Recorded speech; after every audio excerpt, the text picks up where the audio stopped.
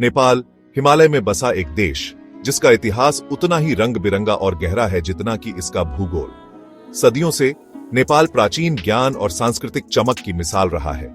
काठमांडू घाटी अपने सुंदर मंदिरों और महलों के साथ शक्तिशाली राज्यों और कलात्मक प्रतिभा की कहानियां कहती है। शुरुआती लिच्छवी और मल्ल राजवंशों से लेकर शाह राजवंश के एकीकरण तक नेपाल का इतिहास उसके लचीलेपन और स्थायी भावना का प्रमाण है। प्राचीन व्यापार मार्गों की गूंज और महान शासकों की फुसफुसाहट आज भी नेपाल के सांस्कृतिक ताने बाने में गूंजती है। हिंदू धर्म और बौद्ध धर्म देश के दो प्रमुख धर्म सदियों से सद्भाव के साथ रहे हैं, जिससे एक ऐसा समाज बना है जो अपनी सहनशीलता और आध्यात्मिक गहराई के लिए जाना जाता है। हिमालय सिर्फ भौगोलिक अजूबे ही नहीं, बल्कि नेपाली लोगों के लिए बहुत बड़ा सांस्कृतिक और धार्मिक महत्व रखते हैं।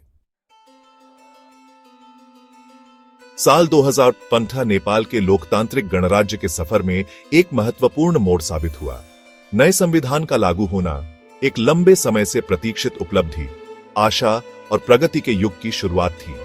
इस ऐतिहासिक दस्तावेज ने मौलिक अधिकारों और स्वतंत्रताओं को सुनिश्चित किया और एक ज्यादा समावेशी और न्याय संगत समाज का रास्ता बनाया। 2015 के संविधान ने एक संघीय ढांचे की नींव रखी, जिससे प्रांतों को शक्ति मिली और स्थानीय समुदायों को सशक्त बनाया गया। इसका उद्देश्य ऐतिहासिक असमानताओं को दूर करना और सामाजिक न्याय को बढ़ावा देना था, जिसमें हाशिए पर रहने वाले समूहों और महिलाओं के लिए प्रावधान थे। इसके अलावा संविधान ने नेपाल की आर्थिक आकांक्षाओं को मान्यता दी, सतत विकास और आर्थिक विकास पर जोर दिया।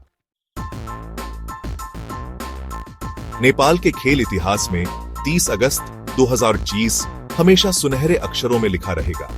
उस महत्वपूर्ण दिन पलेशा गोवर्धन, एक बहुत ही साहसी और दृढ़ निश्चयी युवती ने वो हासिल किया जो पहले किसी नेपाली एथलीट ने नहीं किया था।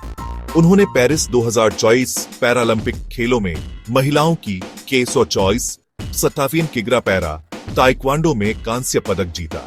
नेपाल के लिए पहला पैरालंपिक पदक जीतकर लाई। हालांकि गोवर्धन का सफर आसान नहीं था। बिना बाईं हथेली के जन्मी उन्होंने सामाजिक मानदंडों और शारीरिक सीमाओं को तोड़ा और ताइक्वांडो के अपने जुनून का पीछा किया। उनकी अटूट भावना और उत्कृष्टता की निरंतर खोज ने उन्हें वैश्विक मंच पर पहुंचाया, जहां उन्होंने न केवल प्रतिस्पर्धा की बल्कि जीत भी हासिल की।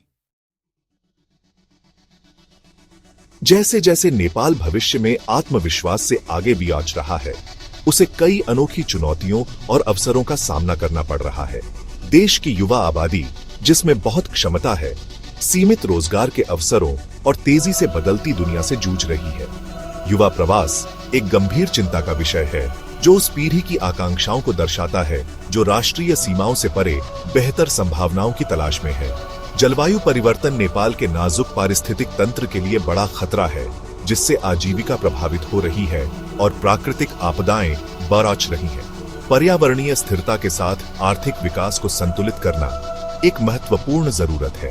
नेपाल की समृद्ध सांस्कृतिक विरासत, जो राष्ट्रीय गौरव का स्रोत है, वैश्वीकरण और आधुनिकीकरण की चुनौतियों का भी सामना कर रही है। प्रगति को अपनाते हुए परंपराओं को संरक्षित करना एक नाजुक संतुलन का कार्य है, जिसके लिए सावधानी पूर्वक विचार और सामूहिक प्रयास की आवश्यकता है।